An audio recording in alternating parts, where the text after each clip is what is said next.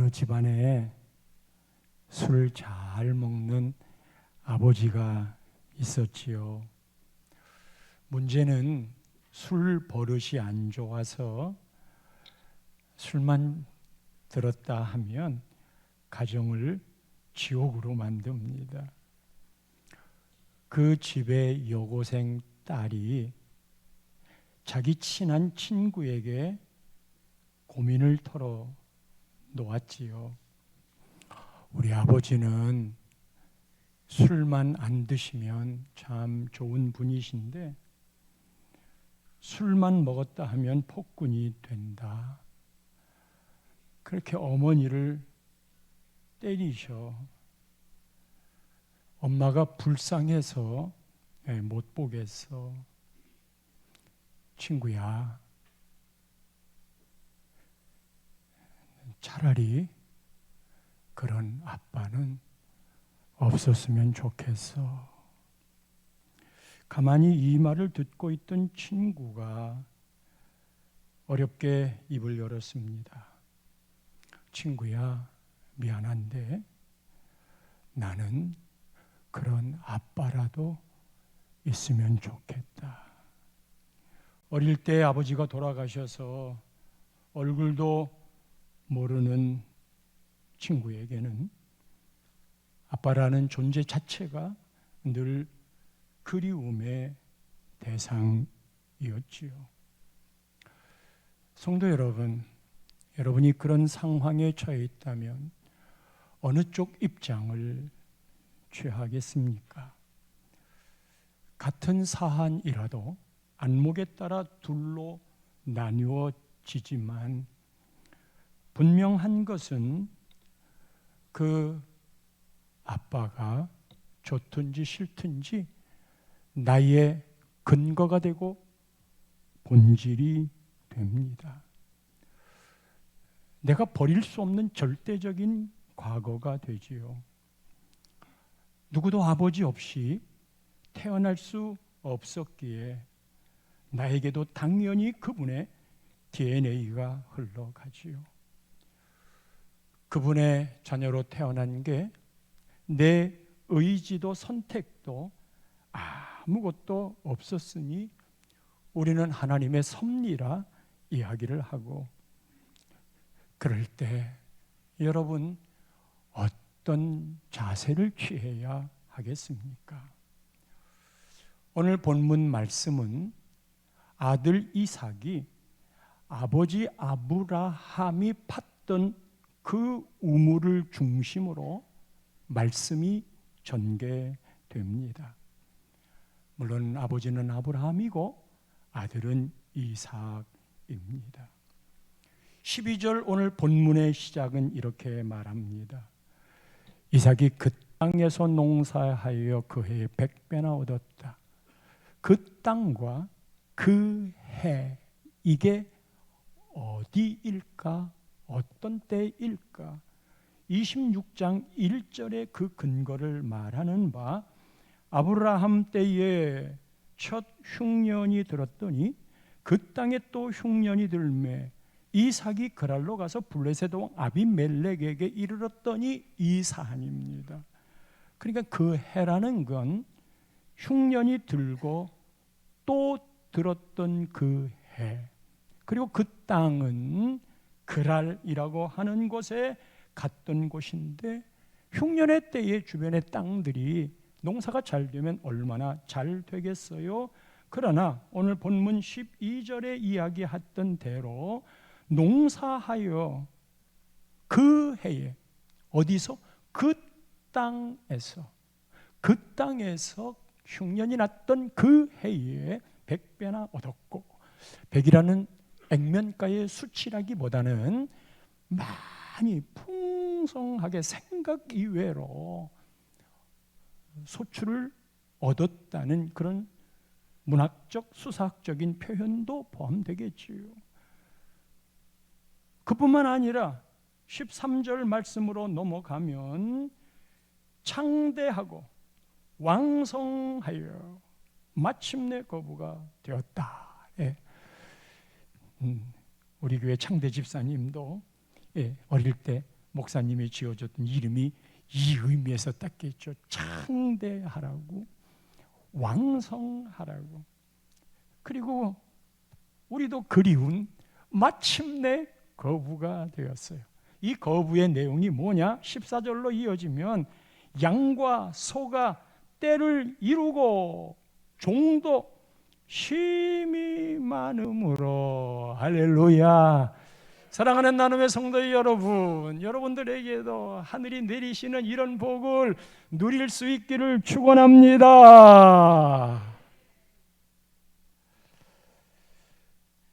그런데 이 일이 이루어질 때 14절 뒷부분 보면 불의 사람이 그를 시기합니다.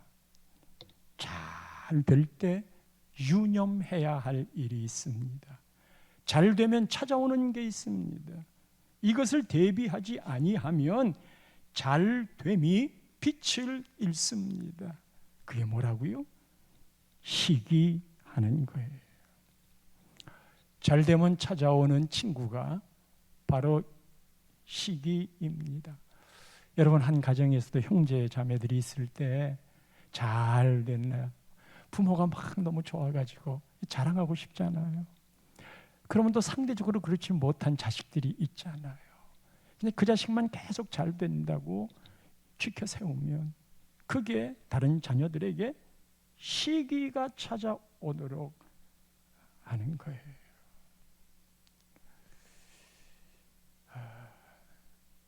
살아가는 삶의 지혜가 말씀 가운데 수없이 많아요. 말씀을 따라서 살아가는 사람들은요, 온 우주의 질서를 알아요.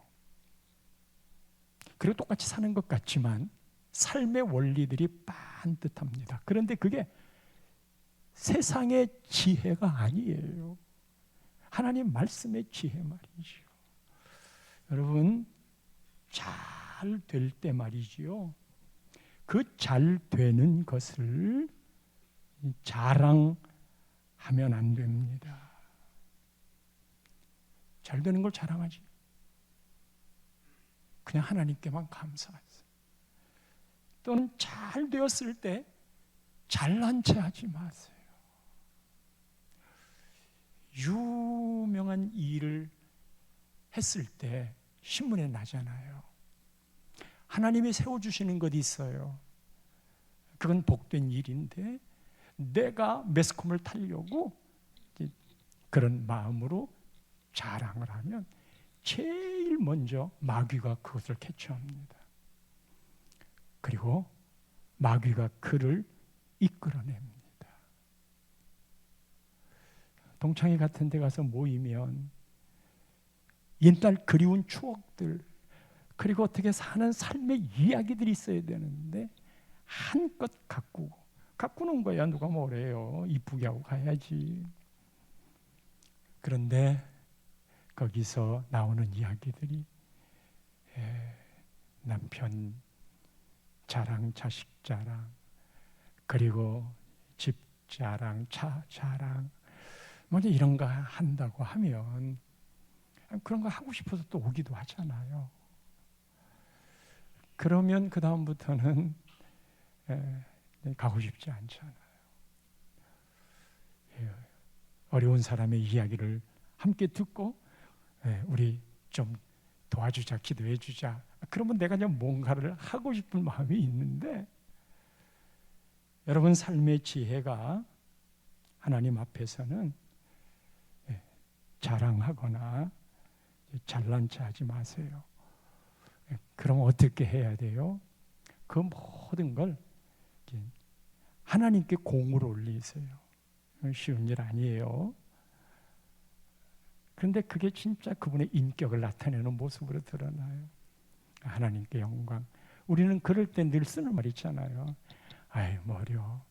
다 하나님의 은혜이지요. 하나님의 은혜. 한번 해봅시다.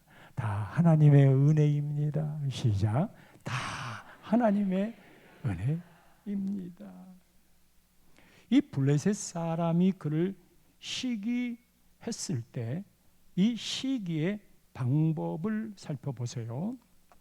15절 말씀입니다. 아버지가 팠던 모든 우물을 막고 흙으로 메웁니다. 여러분, 당시도 그렇지만 지금도 이 팔레스타인 땅은 물이 귀한 곳이에요. 이스라엘이 돋보였던 이유는 그 수로 공사 같은 걸로 물을 끌어다가 그것에 농사를 짓고, 그래서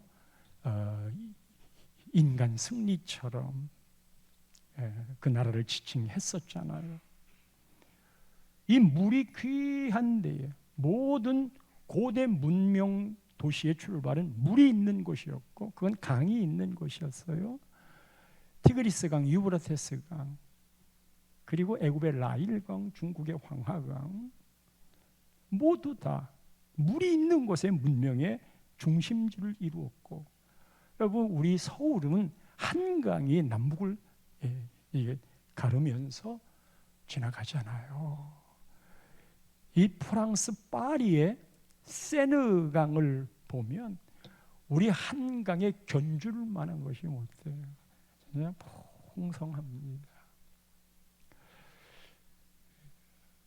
물이 귀한 곳에 가장 가치 있는 게 여러분 우물인데, 아버지 아브라함이 파놨던 그 우물들을 이 블레 사람들이 시기해서 다 막고 흙으로 덮어 버렸어요. 지들도 못 먹고 남들도 못 먹게 만드는 거예요. 그런데 이 시기의 목적은 여기서 끝나지 않아요. 못 먹게 하는 것뿐만 아니라 마지막 지점은 16절 말씀입니다. 이 사람들이요, 16절에 네가 우리보다 크게 강성한즉, 이게 시기의 표현인 바 마지막 목적은 우리를 떠나라. 우리를 떠나. 늘 말하잖아요. 가인과 아벨이 제사를 지낼 때 하나님의 아벨 것만 받고 가인 거 안 받았어. 그게 시기심 발동이 돼서 저 자식 때문에 내가 불행하고 비참해져. 저 자식이 없어졌으면 좋겠는데 떠나. 나를 떠나. 그런데 안 떠나니까 죽여버리는 거거든요. 시기의 마지막은 떠나라. 안 떠나니까 죽인다. 그렇게 가는 거예요. 아담의 본성이 사단의 꼬임을 받아 나타나는 현상들. 하나님은 공동체로 함께 살려고 그랬지만 너 있으면 진짜 내가 힘들어. 그게 시기가 가져오는 목적 지점입니다. 나 셀 하기 싫어요. 그 안에 진짜 만나고 싶지 않은 사람이 있거든. 이게 성령의 마음이겠어요? 우리 집안에 진짜 밥맛인 사람이 있어. 가족으로 함께 살면서도 그렇게 하는 건 그 안에 이미 시기가 자리를 잡았고, 이것은 비교하는 일에 의하여 더 들어가면 부모의 편애에 의해서 가족 안에는 이런 일들이 일어나게 되겠지요. 떠나라고 그러니까 어떡합니까? 객지의 사람들인데 떠나지요. 근데 멀리는 안 가고 17절에 보면 그날 골짜기로 갑니다. 거기서 장막을 치고 거류하는데, 그리고는 18절 말씀을 보면 그곳에 가서 했던 일이 뭐냐? 그 아버지 아브라함의 팠던 우물들을 다시 파는 거예요. 아버지가 팠던 우물들을 다시 파는 거예요. 왜 아버지의 우물을 파는 걸까? 아버지가 그렇게 소중한 우물을 그분의 일생 가운데 파는 걸 아들로서도 봤을 거예요. 아버지가 판 그 우물을 다시 찾는 이유는 그 우물이야말로 아버지 인생의 요약일 수 있고 지혜일 수 있고, 그 삶의 아버지의 열매 위에 아들 이삭 자신의 삶을 올려놓고 세워가는 것입니다. 잘 되는 집안은 아버지의 경험치를 자기의 삶의 발판으로 또는 교훈으로 삼을 줄 아는 사람이, 부모가 자식에게 하는 말 중에 긍정적인 말, 부정적인 말을 하잖아요. 가장 많이 쓰는 말 중에 하나가 공부 열심히 해라. 기회가 아무 때나 오는 거 아니다. 그러니까 기회를 잘 낭비하지 말고 살려라. 그리고 약속한 건 어기지 마. 한 번 말한 건 지키려고 해. 그런 긍정적인 말을 함과 아울러 부정적인 말도 하잖아요. 거짓말하지 말란 말이야. 이 애비의 교훈이다. 애비 삶의 요약이다. 거짓말하지 마. 바람 피지 마. 애비의 삶의 요약이야. 바람 피운 다음에 얼마나 인생이 꼬이는 줄 알아? 술 먹지 마. 알코올 중독되는 게 얼마나 힘든 줄 알아? 인생 낭비하는 거예요. 함부로 보증 서주지 마. 특별히 믿음 생활하는 우리들의 입장에서는 신앙생활 제대로 하라. 예수 믿으려면 제대로 해. 예배를 한 번 드리려면 제대로 드려. 걸치기로 하지 말고. 이런 말들을 충분히 부모로서 자식에게 할 수 있어요.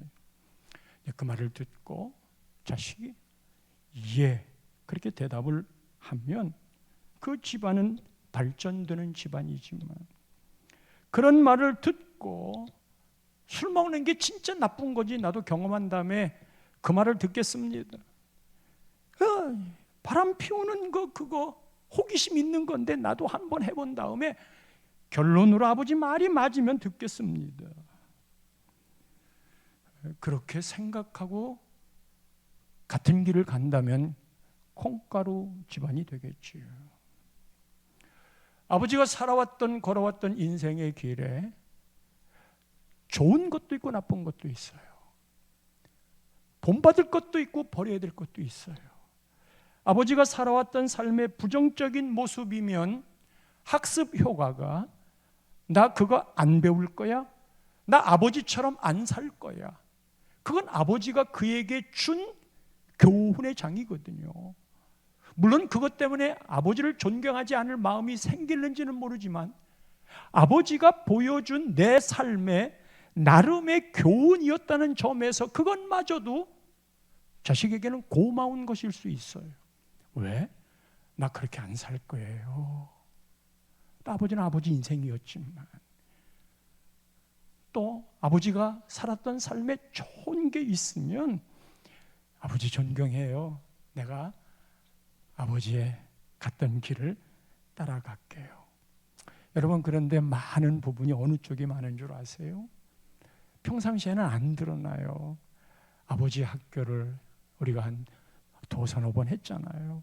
아버지 학교를 할 때 자식들의 마음에 아버지를 존경하는 것과 아버지를 존경하지 않는 이 두 가지로 나누면 아버지를 존경하지 않는 게 더 많아요. 많아도 더 많아요. 존경하지 않는 사람이 없다는 거 아니에요? 그런데 왜 그런 일들이 일어나게 되는 걸까? 그래서 아버지 학교를 다 마치고 나면 안목의 포인트가 바뀌어요. 어떻게 바뀌느냐? 내가 우리 아버지 진짜 싫었거든. 거기에 다 이유가 있고 근거가 있고 명분이 있어요. 이런 거나 진짜 싫어. 그런데 아버지 학교를 하면서 그 내용 속에 함께 지내다 보면 어머나 나에게서 아버지 모습이 나온다는 걸 아는 거예요.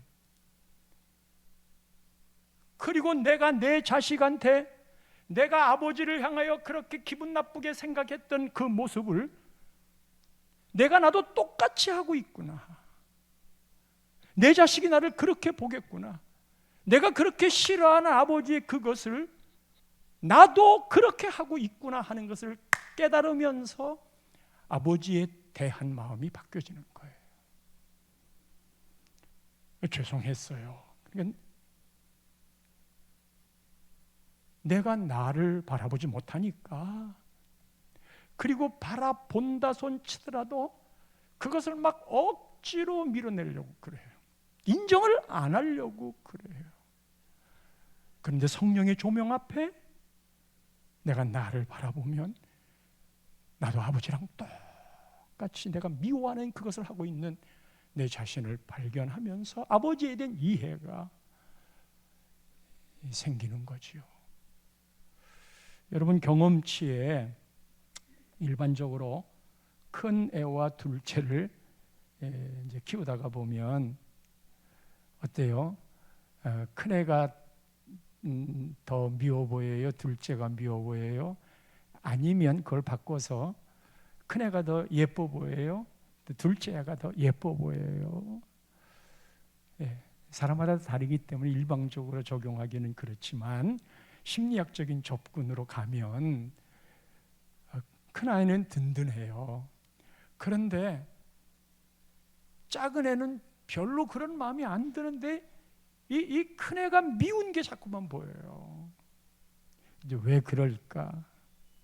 이유는 첫째로 큰 애가 딱 태어나면 모든 부부들이 기대가 큽니다. 처음부터 이놈은 그냥 명문대 갈 거야. 그랬다가 자라면서 차츰 이제 낮춰지지요. 기대가 커. 기대가 큰 만큼 실망도 클 수 있어. 근데 그 기대라는 게 부모가 채우지 못했던 것들을 대신 그 역할을 해줄 수 있기를 바라는 거거든요. 그리고 그것이 나에게 만족감 같은 것을 줄 수 있다고 생각을 해서 부모가 하지 못했던 것들을 계속 요구하는 거예요. 그러니까 그 기대치가 크다고 그러는 건 내가 못한 것들을 대리 욕구로서의 수단으로 큰아이한테는 기대를 하는 경향이 있고, 두 번째로는 부모니까 자식이 닮지. 그런데 그 닮는 것 중에 내가 좋은 나의, 내가 생각하면 내가 이래서 기분 좋아 그러는 것보다 내가 나의 약점을 알고 진짜 내가 그거 싫거든, 어릴 때부터도 내내 그거 지적받으면서 살았거든, 그런데 그거 잘 고쳐지지 않거든, 그래서 이거를 이야기하면 내가 싫거든. 내가 알아요 그걸. 그런데 자식이 부모 닮으니까 이 자식이 내가 싫어하는 내 모습을 그놈이 나타내는 거예요. 이거 왕 짜증나. 그런데요, 나의 모자란 부분을 자식도 갖고 있다 하는 차원이 되면 내가 이해가 돼. 오히려 동병상련으로 끌어안아 줄 수 있어.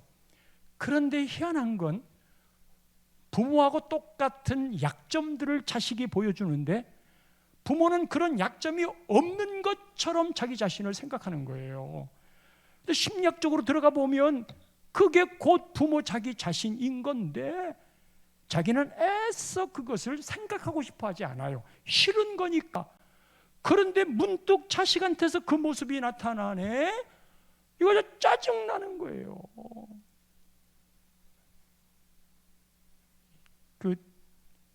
이제 우리 여성도들이 그런 경향이 있을 수 있는데, 그냥 아주 그냥 유행하는 예쁜 옷을 차려입고 교회에 왔어요. 예쁜 옷을 맘먹고 사서 왔어. 근데 예배당에 딱 왔는데 다른 여집사가 나랑 입고 있는 거 똑같이 입고 있네. 어때요? 와, 같은 옷을 입고 있네. 센스가 통하네. 그러겠어요? 뭐야? 그 옷을 벗어 던지고 싶은 마음? 아니면 같이 입고 싶지 않은 그 마음? 내가 멋지다고 하는 거를, 그런 거 멋진 옷 입고 오거나 또는 이게 헤어스타일을 잘하고 오면 자꾸 칭찬해 주세요. 멋있다고 자꾸 그런 말을 해야 내 마음이 풍성해집니다. 예, 나만의 멋진 모습 보여주고 싶었는데 똑같은 걸 입고 왔으니 당신 때문에 내가 무너졌어. 그런 마음 같은 것 말이에요. 하여 여러분, 미운 사람 있잖아요. 가족 중에도 그런 사람이 있을 수 있어. 미워. 형제들 중에서도 미워. 왜 미운 줄 아세요? 우리 교회 안에서도 미운 사람이 있어요. 엘리베이터에서 만나면 그것도 단둘이 딱 만나면 숨 막히지. 미운 사람이 있는데 왜 미운 줄 아세요? 당신이 내가 싫어하는 걸 보여주기 때문이야. 그래서 미워. 그런데 한 걸음 더 들어가 보면 바로 그게 나에게도 있는 거야. 그러니까 이렇게 생각하세요. 지금 미운 사람이 딱 생각나면 당신하고 나하고 동병상련이요. 그렇게 생각하고 같이 품어야 돼요. 그리고 따지고 들어가 보면 같이 아파하고 있고 그 문제 때문에 같이 울고 있고 그것이 나의 열등감이 되어서 내 삶을 누르고 있는데 그거를 당신이 보여주는군요. 그래서 밉고 싫은 거일 수 있어요. 오늘 본문 바로 앞에 무슨 사건이 있냐면 이 이삭이 아비멜렉 왕에게 자기 아내를 누이 동생이라고 이야기를 했어요. 많이 들어봤죠? 아버지 아브라함이 자기 아내 사레를 애굽 왕과 아비멜렉 왕 앞에서 2번이나 똑같이 그런 일을 행했어요. 자기 살자고. 아버지를 닮아요. 어떻게 그런 것까지도 아버지가 그거 창피해가지고 아들한테 얘기했겠어요? 야, 사실은 네 엄마 때문에 내가 죽을 것 같아서 네 엄마를 엄마라 못하고 네 이모라고 그랬다. 그래 보세요. 그 말을 아들이 듣고 어떻게 하겠는지. 근데 얘기 안 했을 거예요. 그런데 아버지가 바로 나였고 내가 오늘 살아가는 이 삶이 바로 그런 아버지였구나. 어제 우리 당회에서 여러분 금년에 우리 교회가 가족구원에 대한 걸 계속 얘기하잖아요. 가족구원 말 갖고 되는 거 아니잖아요. 그 가족구원 시너지가 그 밑받침이 우리 교회에 쫙 흘러가야 돼요. 거기에 영적 기운이 가장 중요한 것이고 그리고 교회적으로는 그 가족들을 끌어낼 수 있는 일들을 자꾸만 생각을 해야 돼요. 가족들을 함께 할 수 있는 시간. 그래서 수련회를 한다든지 체육대회를 한다든지 아니면 주일날 오후 예배 때에는 가족들이 계속 찬양을 한다든지 아버지들을 끌어낼 수 있는 그런 여건들을 마련한다든지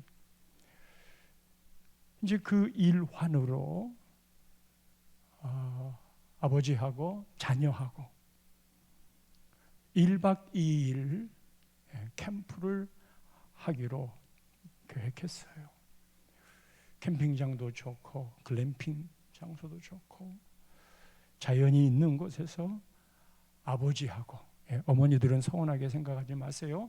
나중에 또 기회 있으면 어머니와 함께 춤을 할 테니까 아버지와 아들이 되든 딸이 됐든 자녀가 함께 모여서 1박 2일을 하도록 프로그램을 잡았어요.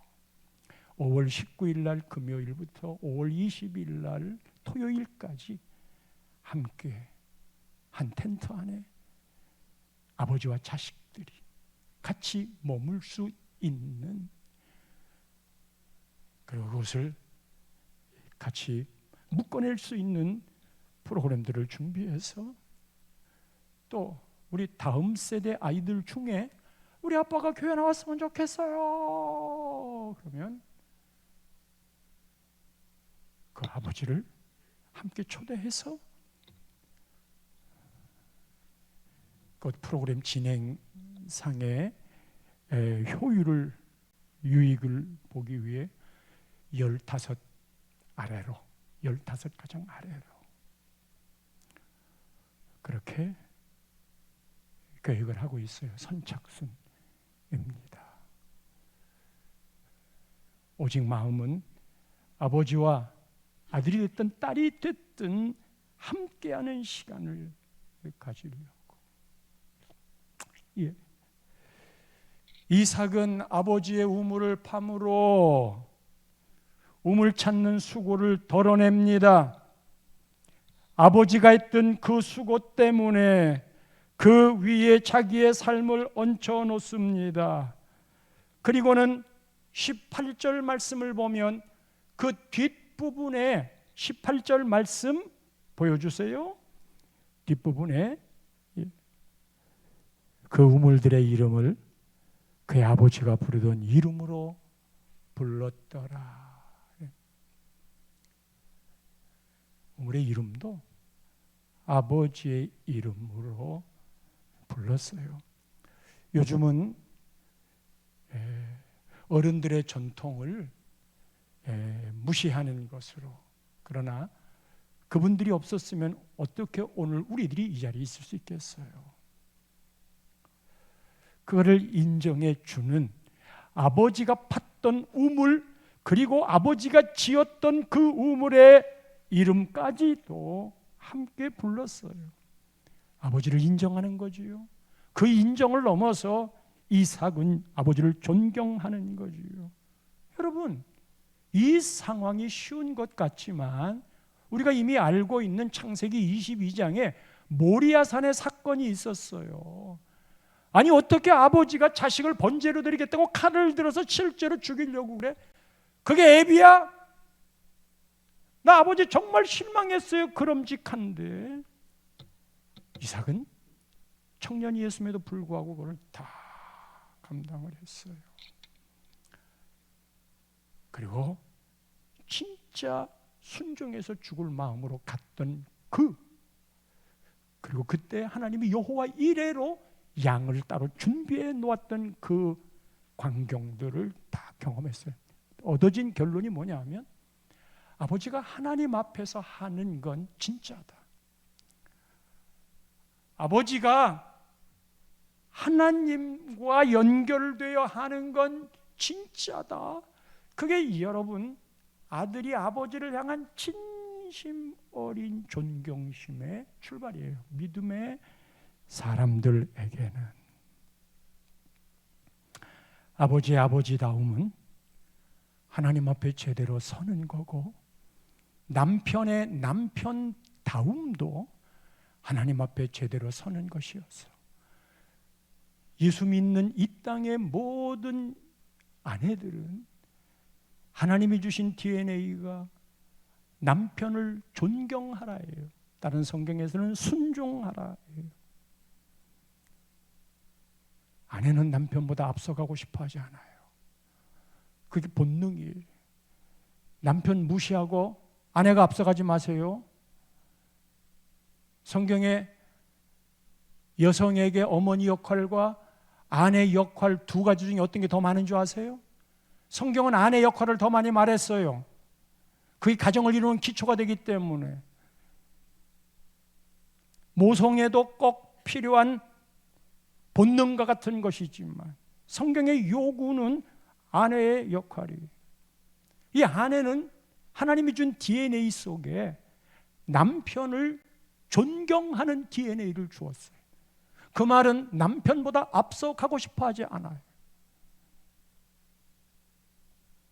근데 그 DNA가 깨지면 남편 제껴놓고 막 본인이 하려고 그러거든요. 남편 우습게 생각하는 거거든요. 남편이 벌어오는 본 것보다 그건 껌값이야. 내가 벌어오는 게 더 많아. 그것도 비극이. 이런 표현 죄송하지만, 그러나 그럼에도 남편을 남편으로서 존경하면 안 비극이에요. 우리 남편이 직장에서 존경받는 사람이었으면 거기에서 아내의 아이덴티티를 보는 거예요. 우리 남편이 가정에서 아이들한테 존경받았으면, 아내인 나한테 존경받았으면 그 말은 내가 남편을 존경해야지, 그 마음도 생기는 거예요. 우리 남편이 교회 가서 존경받았으면 좋겠어. 그게 중직 선거에 되는 그런 차원이 아니라 우리 남편이 교회에서도 공동체 안에 참 믿음으로 존경받았으면 좋겠어요. 그것이 아버지의 또는 남편의 남편다움으로 서게 되는 거니까. 세상은 그런 가치관이 아니잖아요. 이삭은 아버지 우물을 계속 봤어요. 그의 성실과 근면을 이야기하지요. 그런데 문제는 하려고 할 때 반드시 방해가 찾아와요. 그것도 큰 다툼으로 대적거리가 나타나요. 여러분들이 삶의 설정을 해놓을 때 뭘 하려고 하면 그게 하나님이 기뻐하는 일이면 반드시 마귀가 공격을 한다 하는 삶의 판을 짜놓으셔야 돼요. 그리고 내가 절대 낙심하지 않는다, 절망하지 않는다, 그놈한테 지지도 않는다, 그리고 성실하게 그 가름을 꼿꼿하게 왔다 갔다 하지 말고 그냥 그 걸음을 가보세요. 그래서 마지막 때에 필요한 게 인내라고 그러잖아요. 우물을 3개를 파요. 첫 번째 우물이 에색, 두 번째 우물이 신나, 세 번째 우물이 느호봇이에요. 첫 번째 우물이 에셀인데 이 뜻은 다투다 하는 거예요. 그랄의 목자와 이삭이, 목자들이 다투어요. 이삭이 다투었기 때문에 그 우물을 에셀이라 했다. 두 번째는요, 신나예요. 대적했다 그 말이에요. 우물을 파는데 마다 이런 시비거리가 있었어? 이삭이 온유한 사람이라 그냥 양보한 거 아니에요. 자기도 자기 우물을 지켜야지. 근데 다투었어요. 싸웠어요. 이 싸움을 할 때 이 싸움이 나에게 유익한 건가? 여러분 그렇게 할 때마다 나 마음이 온유하니까 그냥 양보할 거야 그렇게 가면 마귀가 더 판을 치는 거예요. 그 다투었어요. 이삭도 싸웠다고 이야기를 해요. 그래서 이름이 그렇게 지어진 거거든요. 대적자들이 있기 때문에.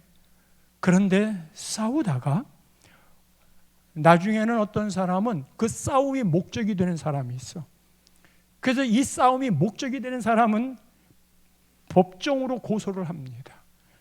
그래서 이거에 길들여진 사람은 평생 재판만 하다 살아. 성경은 재판하지 말라고 그랬어요. 그냥 손해보라고 그랬어요. 하나님이 손해본 거 갚아주신다는 의미예요.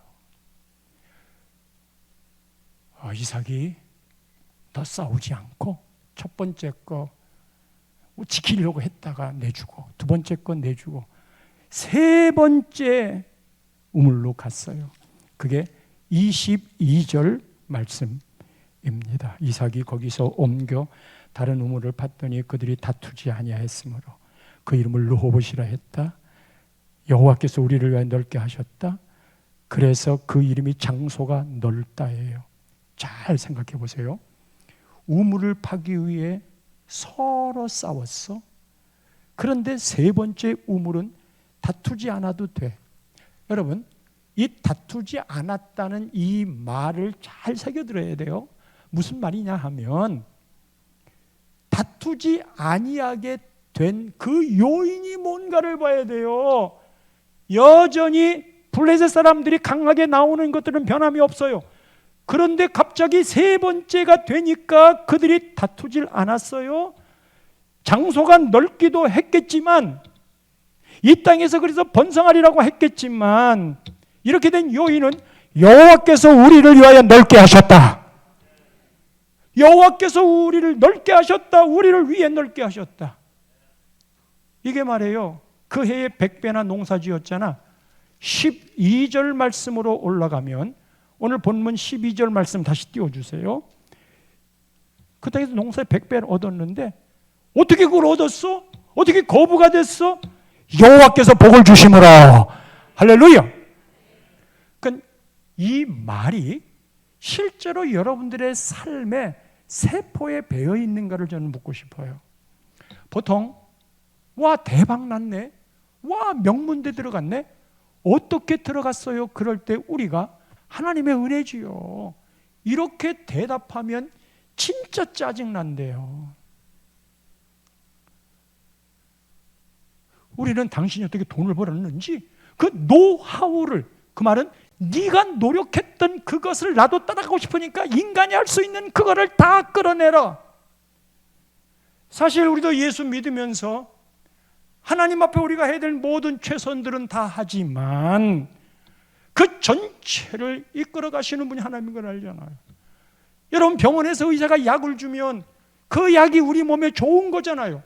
근데 약이 좋은 거니까 먹는데 이 약과 내 육체라고 하는 것이나 음식이라고 하는 것도 먹어야 될 음식끼리의 상극이 있고, 약도 먹지 말아야 될, 같이 먹지 말아야 될 그런 것들이 다 육체 가운데 다 적용이 되는데 어떻게 우리가 그것을 다 따지고 사냐 말이에요. 그냥 그 약이 거기에 좋다고 그러니까 그 말 듣고 먹지만 거기까지가 우리가 할 일이에요. 그러나 그 약이 내 몸에 들어가서 조화를 이루고 좋게 만들고 하는 수많은 변수를 만들어내는 게 누구냐? 그게 하나님이에요. 그 약 먹을 때 기도하세요. 근데 그거를 인정 안 해. 그리고 이제 의사가 하는 말, 왜 다투지 아니하게 했어? 여호와께서 위해서 하셨기 때문에 안 하는 거고, 왜 복을 받았어? 여호와께서 복 주시니까 복을 받은 거지. 오늘 말씀 들으면서 이거 하나만 붙잡고 가도 돼요. 그런데 인간 사회에서 내 혼이 그를 받아들이지 않으려고 그래요. 결국 믿음이라고 그러는 건 뭐냐 하면 우리 언어 속에 그래요, 다 하나님의 은혜예요. 내가 한 것이 별거 없는 거야. 아직 그 차원이 안 되면 끝까지 내가 한 것들을, 그게 사람에게는 도움 주는 말이 될 수 있어요. 너도 이렇게 해봐라. 그 사람이 어차피 해야 되니까. 그런 것들 자체가 나쁘다는 게 아니고, 그런 모든 것들을 감싸고 있는 것이 우리 하나님의 주권이니라. 예.